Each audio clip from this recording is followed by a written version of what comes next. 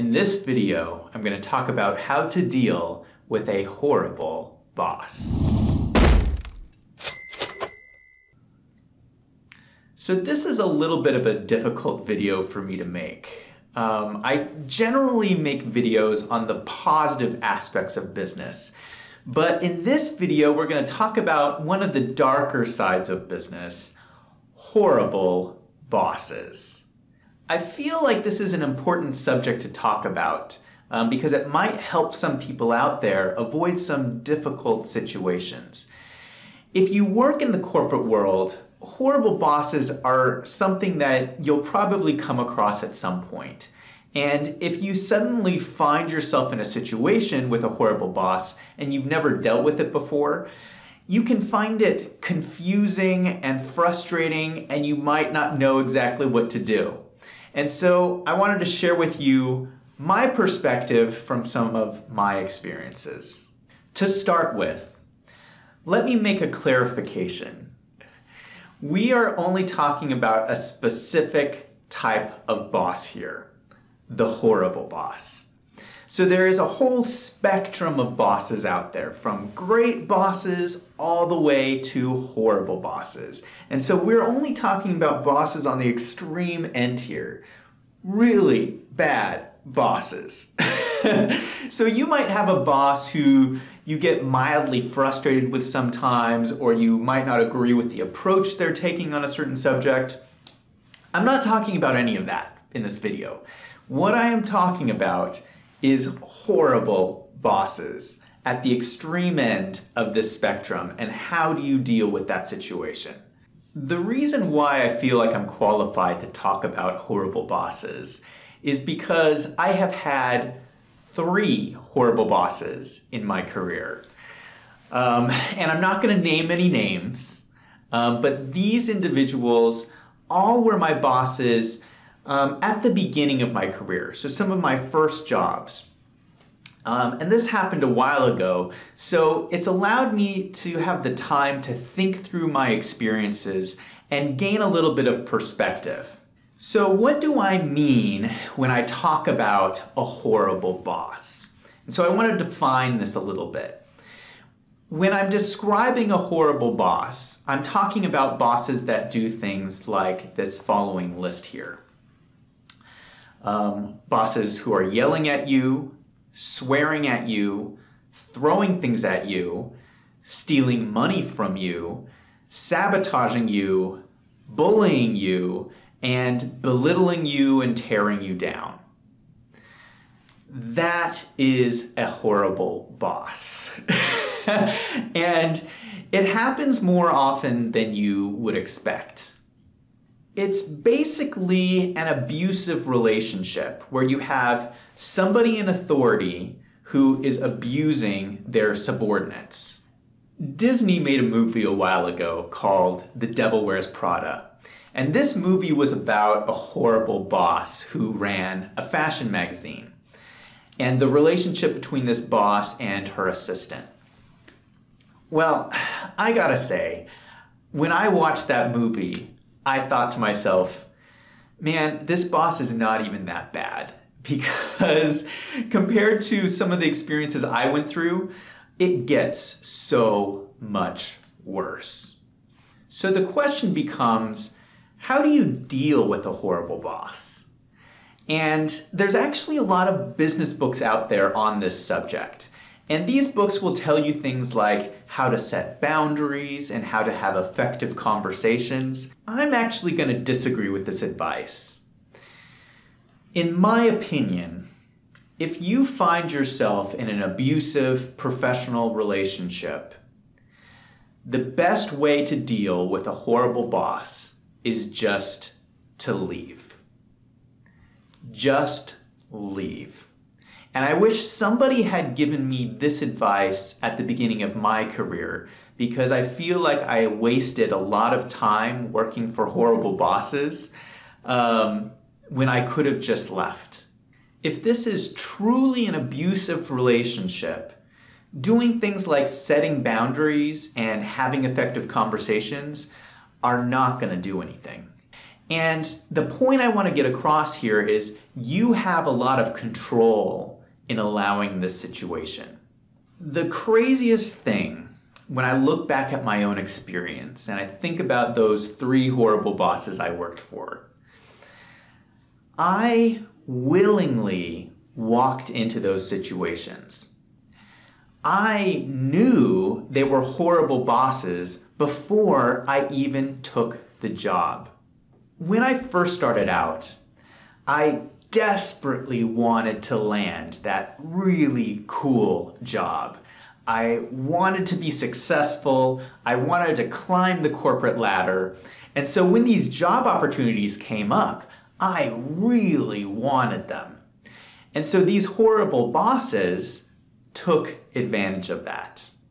At the time, I had 3 assumptions on my mind. There were no better job options. I have to put in my time to get ahead. And if I put up with my boss, they will award me with what I want. So those are the assumptions I had. And now that I'm a little older and have a little bit more perspective, I can look back and see that those were bad assumptions. And those bad assumptions allowed me to willingly walk into these difficult situations. And it took me working for 3 horrible bosses to learn my lesson that you don't have to work for a horrible boss. So I want to take some time and pull apart these 3 assumptions because it does take some perspective to realize why these are bad assumptions. And if there's anyone out there who's just starting their career, I think it's helpful to kind of understand and gain some perspective about this. So the first assumption is there are no better job options. And that's just not true. I have worked for some horrible bosses, but I've also worked for great bosses. And the great bosses I've worked for are great leaders, they're inspiring, they try to get the best out of their people. I have worked for bosses who have changed my life. And so I want you to realize that you don't have to work for a horrible boss. What you should be doing is going out and seeking out those great bosses, and that's who you should be trying to work for. The second assumption is I have to put in my time in order to get ahead. And that's not true either. A job is not a jail sentence where you put in your time and then you move up to the next level. It's helpful to realize that in the scope of a career, putting yourself in a compromising situation is not going to help you get ahead. Just having some cool job title on your resume is not going to help you succeed as much as being in a position working with someone who is helping you excel and grow in your career. The third assumption is if I put up with my boss, they will award me with what I want. And this is the biggest lie of them all. You need to realize that's not what's going on. You might be thinking that, but your horrible boss is thinking something different. Horrible bosses, by their very nature, are selfish people. They obviously don't care about the people around them. So a horrible boss is not sitting there thinking about how they can help you out. They're thinking about how they can use you for their benefit. And you really need to understand this distinction, because whatever you think you're going to get at the end of this job, you're not going to get it. You have to give horrible bosses credit here because they are very smart people and they know exactly why you're there and what it is you want.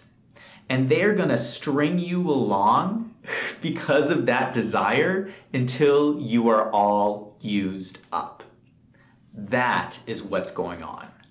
So how do you avoid horrible bosses? I mean, the key here is to avoid working for a horrible boss in the first place. And like I mentioned before, in all 3 situations, I knew exactly what I was walking into and I did it anyway. So the point is, just avoid working for horrible bosses in the first place. And there's two ways that you'll be able to know whether someone is a horrible boss or not. The first way is people will tell you. When people hear you're interviewing for this job, people will tell you this person's a horrible boss. And you might know people who already work for that company, or you might know people who work in the industry, and everybody knows who the horrible bosses are. So they're gonna likely tell you and you'll have feedback that way. The second way you'll know is that it will come out in the interview. So when you sit down in an interview with a horrible boss, they'll ask you a certain type of question. They might say things like, I just want to make sure you can handle stressful situations and not get upset about it. Or they might say something like, just so you know, this job can be difficult and rough sometimes. I just want to make sure you can handle it. Well, what these horrible bosses are saying is, I'm going to be abusive to you, and I just wanted to know ahead of time if you're going to be able to take it or not. So it comes out in these questions in the interview. So if both of these things happen, a little red flag should go off in your mind, and you'll know ahead of time exactly what you're walking into. So my advice is to avoid working for horrible bosses. Whatever you think you're going to get out of it, it's just not worth it. Just the psychological damage alone it holds you back. From my experience, after I stopped working for the third horrible boss I worked for, if I'm honest with myself, it took me about 2 years to really kind of work through all of the psychological issues I picked up. And some of the consequences of working with a horrible boss. I mean, you're working closely with this selfish person day after day after day. You pick up bad habits that you have to unlearn. You kind of accrue a lot of pent-up anger from constantly being in those tough situations. But probably the worst aspect is that it creates in you a lot of self-doubt in your own career goals that you have to sit down and work through after you get out of that experience. And so working for horrible bosses, in my experience, didn't help my career at all. In fact, it set me back.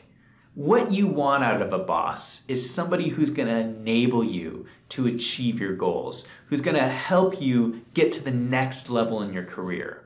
You want somebody who's going to support you, someone who has your back. And so what you need to do is you need to search out those great bosses. So I just wanted to share my perspective with you. You don't need to work for a horrible boss.